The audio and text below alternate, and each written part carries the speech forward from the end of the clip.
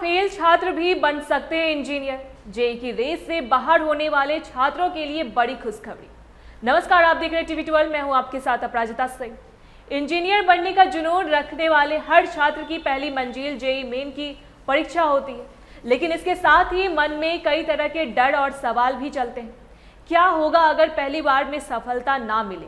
क्या एक बार फेल होने का मतलब है कि भविष्य के सारे दरवाजे बंद हो गए? असल में इंजीनियरिंग का रास्ता सिर्फ एक परीक्षा तक सीमित नहीं है। यह क्षेत्र जितना चुनौतीपूर्ण है, उतने ही इसमें आगे बढ़ने की विकल्प भी मौजूद है। आज के इस विशेष लेख में हम न केवल यह जानेंगे कि आपको इस परीक्षा के लिए कितने मौके मिलते हैं, बल्कि उन रास्तों पर भी बात करेंगे जो कम रैंक आने के बावजूद आपको एक सफल इंजीनियर बना सकते हैं। सबसे पहले बात करते हैं उस सवाल की जो हर परीक्षार्थी के मन में होता है कि आखिर जेईई मेन कितनी बार दे सकते हैं। नेशनल टेस्टिंग एजेंसी एनटीए के मौजूदा नियमों के अनुसार एक छात्र लगातार 3 सालों तक इस परीक्षा में शामिल हो सकता है। खास बात यह है कि अब यह परीक्षा साल में 2 बार यानी सत्र 1 और सत्र 2 के रूप में आयोजित की जाती है, जिसका मतलब है कि तकनीकी तौर पर आपके पास अपने स्कोर के सुधारने के लिए कुल 6 अवसर होते हैं। इसकी शुरुआत आप अपनी 12वीं की बोर्ड परीक्षा के साथ कर सकते हैं और उसके बाद अगले 2 वर्षों तक लगातार प्रयास जारी रख सकते हैं। यह नियम छात्रों को अपनी गलतियों से सीखने और खुद को साबित करने का पर्याप्त समय देता है। अक्सर देखा गया है कि छात्र जेईई मेन में कम स्कोर आने पर काफ़ी निराश हो जाते हैं और उन्हें लगने लगता है कि अब उनका कैरियर खत्म हो गया है, लेकिन हकीकत इससे बिल्कुल अलग है। भारत में इंजीनियरिंग की पढ़ाई के लिए जेईई के अलावा भी कई बेहतरीन प्रवेश परीक्षाएं मौजूद हैं।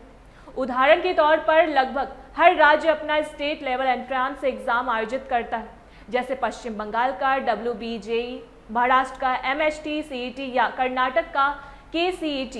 इन परीक्षाओं की सबसे बड़ी खूबी यह है कि यहाँ राष्ट्रीय स्तर की तुलना में प्रतिस्पर्धा थोड़ी कम होती है और आपको अपने ही राज्य के अच्छे सरकारी कॉलेजों में दाखिला मिलने की संभावना बढ़ जाती है। इसके अलावा देश में कई ऐसी प्राइवेट यूनिवर्सिटीज़ हैं जिनका नाम और प्लेसमेंट रिकॉर्ड कई NIT कॉलेजों को टक्कर देता है।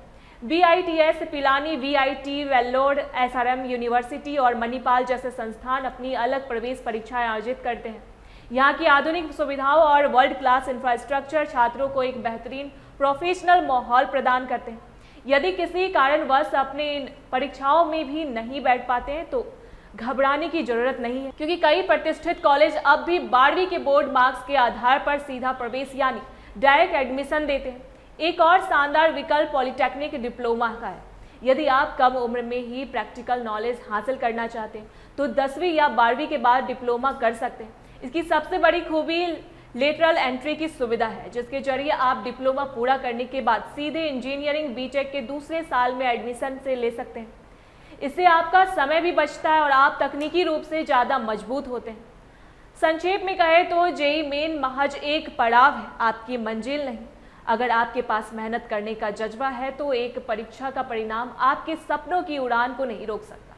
सही जानकारी और सही चुनाव ही आपको एक सफल इंजीनियर बनाने की कुंजी है। ऐसी तमाम खबरों के लिए देखते रहे टीवी 12। धन्यवाद।